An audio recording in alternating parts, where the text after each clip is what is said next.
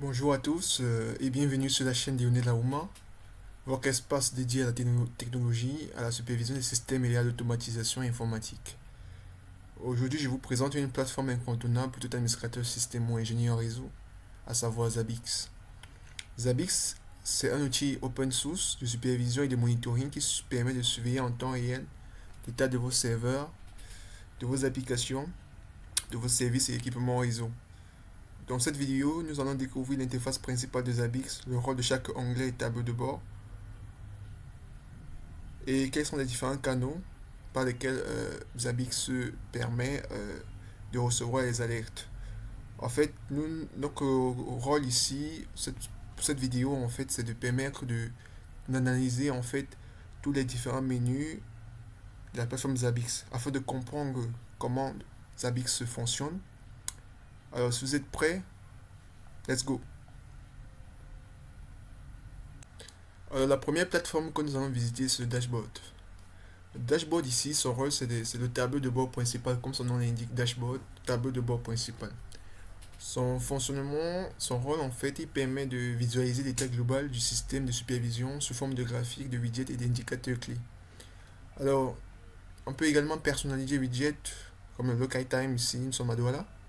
Et on peut personnaliser le dashboard pour afficher les performances du CPU, la mémoire, le disque, les alertes. Parce que là, si nous venons dans All Dashboard, nous, nous pouvons voir l'état de santé de notre serveur Zabbix. On peut voir les valeurs des processus par seconde, l'utilisation des données collectées et le cache généré et l'utilisation des processus internes. Donc vous voyez qu'on peut personnaliser notre dashboard de notre façon. On peut personnaliser pour afficher les performances CPU et les mémoires, les alertes en temps réel, les cartes réseau Geomap, comme sur le dashboard principal, sur Global View. Alors, les cartes réseau, ici nous avons Geomap, oui, carte réseau et les statistiques sur les autres et les problèmes. Alors, deuxième onglet, c'est le monitoring. Le monitoring, en fait, ça permet de. C'est la session de surveillance en temps réel, de manière simple. Elle permet de suivre le statut des autres, leur performance et les problèmes en cours. Et comme sous-onglet, nous avons l'onglet problème qui affiche les alertes actives en fonction du CPU, crop élevé, le service qui est arrêté. Vous voyez, on voit ici le statut, problème, resolve, problème. Et on voit l'autre, on voit le problème qui a été détecté, redémarrage, euh, espace de mémoire élevé, high memory utilisation. Et si nous partons avec onglet, nous voyons autre qui liste les machines supervisées, pardon. Et nous voyons ici les divers desktops, machines. Et bon, également en bonus, nous avons supervisé les machines Windows et les machines Linux. Et nous avons également supervisé les applications qui exerçaient sur ces machines-là. Alors pour 146, nous avons supervisé, pour l'autre 146, nous avons supervisé le service Apache Tomcat qui tournait dessus. Et nous avons supervisé pour 148, qui est un service Ubuntu, qui est un système Ubuntu. Nous avons supervisé le service Apache qui tournait également dessus. C'est pour ça que vous voyez JMX en vert. Alors, nous allons partir sur la test data. Données récemment connectées. On nous montre les dernières valeurs collectées, à savoir le CPU, la RAM. Comme vous pouvez voir ici, c'est vite. Nous pouvons partir également sur Maps,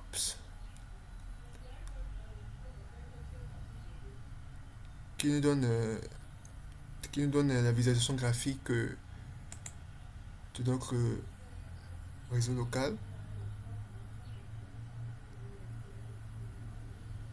On peut voir que uniquement dans notre serveur Zabbix qui tourne.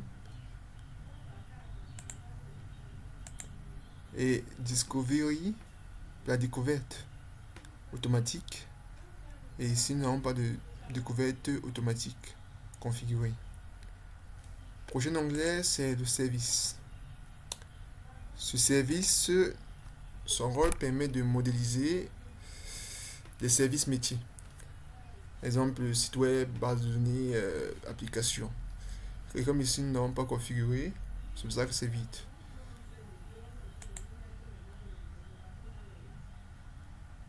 Le SLA, qui est les accords de service, pas configuré. On peut créer, si on en a besoin. Et nous avons le rapport de l'accord de service qui est défini. En fait, dans le service, ce qu'il faut noter dans le service, c'est que c'est pour montrer la liaison entre les dépendances entre différents services. Parce que dans chaque service, il y a des différentes couches. Et c'est les accords de service qui nous permettent de spécifier en fait ces différentes couches-là. Alors nous allons repartir sur Inventory, qui est les inventaires, qui nous permet qui est une sorte de registre en fait automatique des équipements supervisés. Chaque hôte en fait doit avoir une fiche d'inventaire, à savoir le nom, l'IP, l'OS, l'emplacement, le numéro de série. Et ici chez nous, c'est pas configuré. Et comme sous onglet, nous avons l'overview tout à l'heure, qui permettait de voir un ensemble des inventaires et des différents hôtes de chaque machine, qui nous permet de détailler chaque machine et ses propriétés. Ensuite, nous allons tomber sur le rapport en français, qui nous permet de générer des rapports périodiques. Par exemple, en termes de disponibilité des services, en termes de taux d'utilisation des ressources, l'historique des alertes. Alors nous avons ici, quand nous cliquons sur le premier sous-onglet, System Information, nous avons l'information provenant de notre serveur Zabbix qui montre et tourne bien, la version qui est 7.0.16 et les différents nombres d'hôtes, le nombre de templates, le nombre d'utilisateurs. En fait, ça nous donne des informations de notre système en fait. Et sur rapport programmé, nous voyons que nous avons des rapports. Nous avons également programmé un rapport qui est expiré. Oui. Ensuite, nous avons le rapport de disponibilité. Le rapport de disponibilité peut être concerné.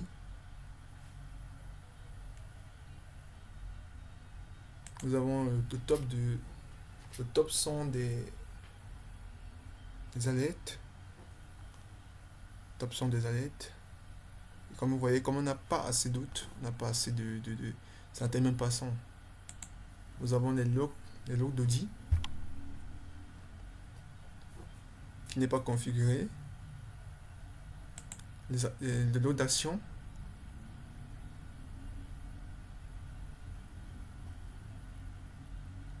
D'action qui nous prouve ce qui a été fait et les actions échouées. Nous voyons qu'il y a plusieurs actions qui ont échoué, à savoir l'envoi du message par mail. Oui, envoi du message par mail parce que normalement nous sommes à 12 heures, on devait envoyer ces messages, mais étant donné qu'ils ne sont pas connectés, comme j'ai dit, cela a échoué. Nous avons une notification.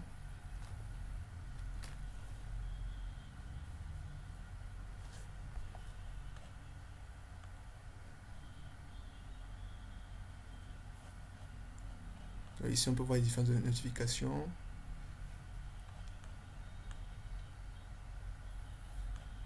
Par rapport à chaque utilisateur, destiné à chaque utilisateur. Admin, l'utilisateur Grafana, l'utilisateur API Bot, l'utilisateur invité. Ensuite, nous tombons sur Data Collection, qui ici permet de... C'est ici qu'on configure en fait ce que Zabbix va collecter. Ça contient premièrement des templates. Comme template, nous voyons les différents templates de groupe en fait. Template application, template cloud, template database, network device, etc. Et chaque template a ses différentes caractéristiques. Le groupe d'hôtes. Nous voyons également les groupes d'hôtes déjà déployés. Ensuite, les templates en eux-mêmes. Ici, les templates sont plus regroupés comme la dernière fois. Nous voyons chaque template et quelles sont les cibles. Par exemple, l'Acronis Cyber Protect Cloud by HTTP. Sa cible, c'est dans la classe application. Et sa cible, c'est Acronis ou Cyber Protect Cloud. Alors, nous avons les différents autres.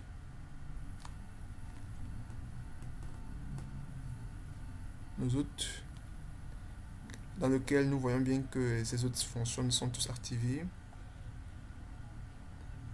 Et on peut également supprimer les autres. C'est à partir d'ici que nous pouvons facilement supprimer les autres, ou créer les autres, ou importer.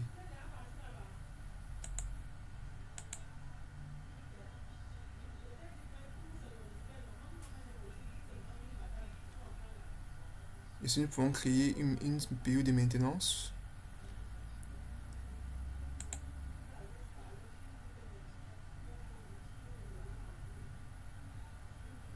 Nous pouvons également créer un événement de corrélation.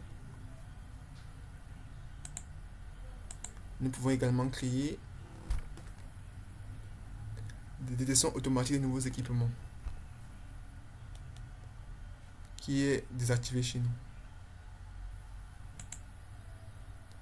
Ensuite, nous avons le champ alerte qui permet la gestion des notifications et des actions automatiques. Et comme action, nous voyons bien les actions déclencheurs que nous avons configurées. Alert by WhatsApp, et c'est ici qu'on crée ces différentes actions-là. Nous avons également les services actions, les actions services. Ici, c'est pas configuré. En fait, c'est d'abord créer des actions qui vont être définies sur Zabbix. Ici, nous pouvons créer également le taux de découverte des serveurs Linux qui est désactivé chez nous. Nous pouvons également créer l'action d'auto-enregistrement et des actions internes.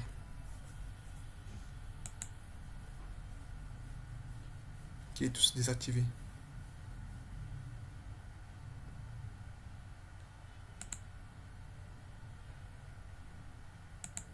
Ensuite, nous avons le media type qui sont les canaux en fait utilisés par une notification.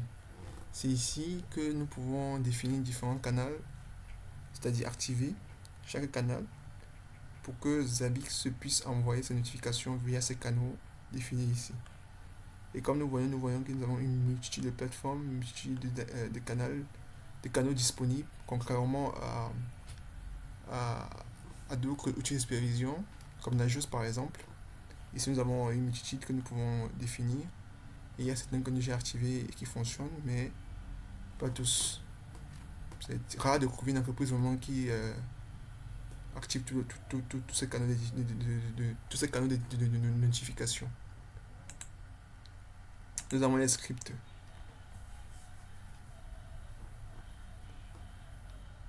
Les scripts qui permettent de détecter les systèmes d'opération, qui nous permet de tuer des processus, de pinguer, de faire des classes routes, découverte de routes. Ensuite, nous avons les utilisateurs. Ici, c'est dans ce champ-là que Zabbix gère les utilisateurs et les permissions.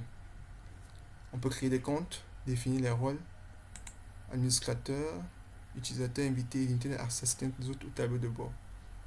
Ici, par exemple, nous voyons les différents utilisateurs par groupe. Nous voyons que Guest appartient au groupe désactivé.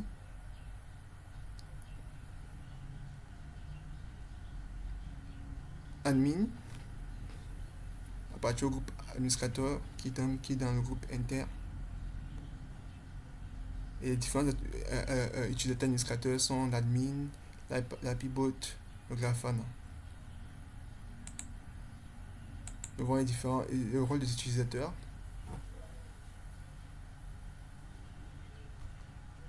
Nous voyons qu'en tant que super admin role, nous avons 2 utilisateurs.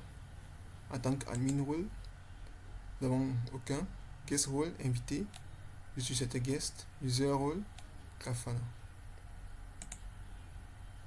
Nous avons les utilisateurs en eux-mêmes, qui sont admin, happybot, grafana, guest, et les différents groupes auxquels ils appartiennent. Nous avons l'API token, qui nous permet de définir une API pour nos hôtes. Et nous avons le champ authentification, le sous-onglet authentification, qui nous permet de définir des outils d'authentification par LDAP, à double facteur ou par HTTP. Donc en fonction de ce que nous voulons en fait. Et nous avons le champ administration, qui est la configuration avancée du serveur Zabbix, qui nous permet de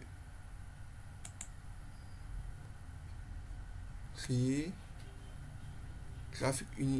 graphique user interface GUI, qui nous permet de créer, de configurer le défaut de thème, le défaut des langages. En fait, le champ vraiment, c'est une configuration, le champ vraiment concerne notre serveur. Nous voyons bien que notre système tourne ici en Afrique et à Douala. On peut également changer la langue en français.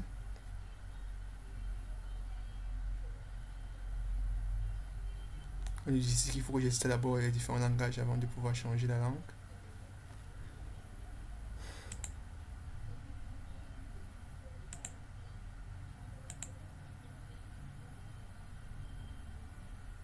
Le champ d'auto-enregistrement qui nous présente si on veut enregistrer, soit qui nous permet de savoir est-ce que nos serveurs vont communiquer avec les différentes machines supervisées par mot de passe de manière chiffrée ou sans chiffrement. PSK qui permet de renseigner ce qui signifie pre-share key, qui est une clé de sécurité pré-partagée entre le serveur Zabbix et les différentes machines supervisées.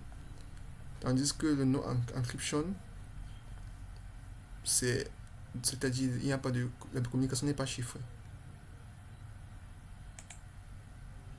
Et nous avons timeout, délai d'expiration.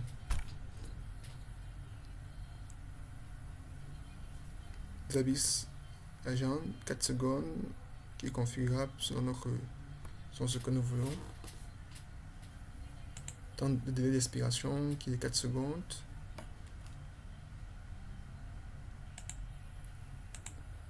Nous avons les images.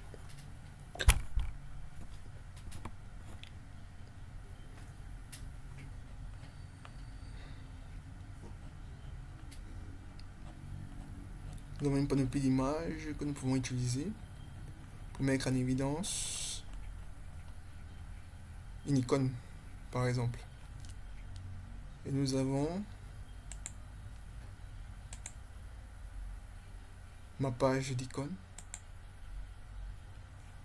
qui consiste à mapper une icône avec une image, à mapper un système avec une image. Nous avons les expressions régulières qui permettent les fichiers système de la disque de découverte. Ce sont ces fichiers qui nous permettent de faire des découvertes dans notre réseau. Et on peut ajouter de nouvelles expressions régulières. Nous avons déclencheur, l'affichage des options déclencheurs. Et nous voyons que cela est affiché par catégorie de couleurs. Nous voyons que le gris, c'est pour les événements non classifiés. Le bleu, les événements à caractère informationnel. Le jaune, les événements à caractère warning, warning, warning.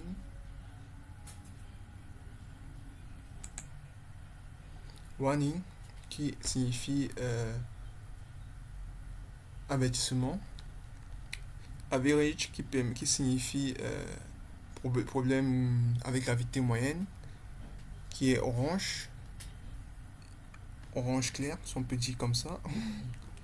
Et élevé, qui est élevé.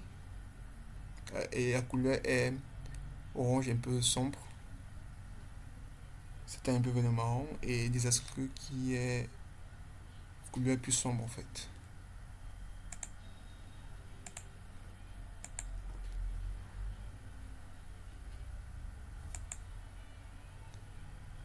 Nous voyons bien le titre de notre mappage géographique qui est basé sur OpenStreetMap, qui est open source d'ailleurs.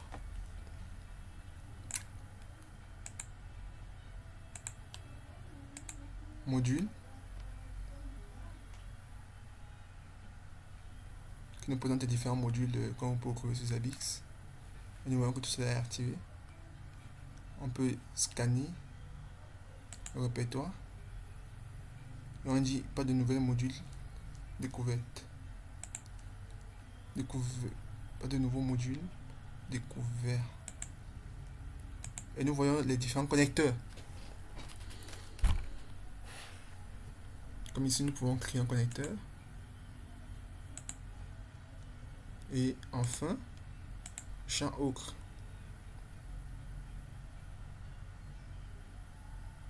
Qui nous permet de définir une nouvelle configuration de notre choix.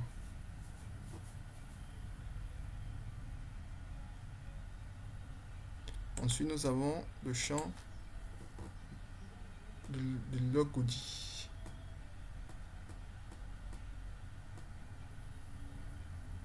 Le champ de logody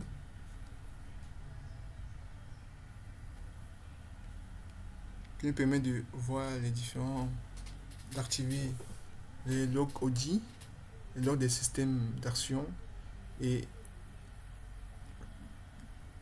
les données qui seront stockées pendant la période de 365 jusqu'à 1 an.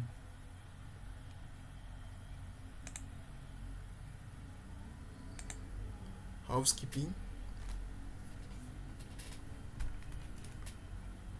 qui nous permet de... Alors, ce qu'il faut savoir avec le housekeeping ici, c'est un processus automatique de nettoyage des anciennes données stockées dans la base de données. C'est un mécanisme vraiment essentiel pour maintenir les performances et éviter que la base de données ne devienne corrupte. Proxy Group qui permet de créer des groupes proxy. Étant donné que un serveur proxy, c'est un proxy, les différents proxys définis. Nous pouvons créer un proxy ici. Étant donné qu'un serveur de proxy agit comme serveur intermédiaire. Les macros pour les équipements réseau grâce au protocole SNMP. Et des queues.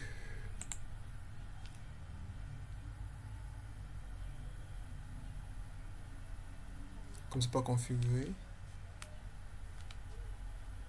nous pouvons définir que overview comme étant la vue d'ensemble des files d'attente qui montre en soi les données que le serveur Zabbix n'a pas encore traité ou mis à jour. C'est-à-dire c'est un indicateur de la charge du serveur Zabbix. Elle te dit si le serveur traite les données de supervision en temps aussi ou en retard. Et le fait que cela affiche 0, en soi ce n'est pas une erreur. C'est même une excellente nouvelle car elle permet de montrer que le serveur Zabbix traite les données de supervision sans aucun retard. Étant donné que nous n'avons pas de proxy, c'est normal que nous ayons 0.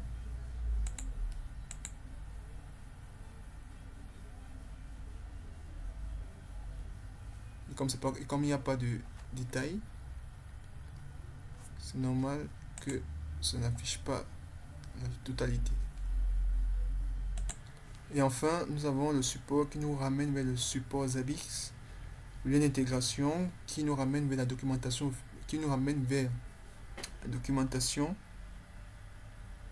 Zabbix, l'ajout des intégrations,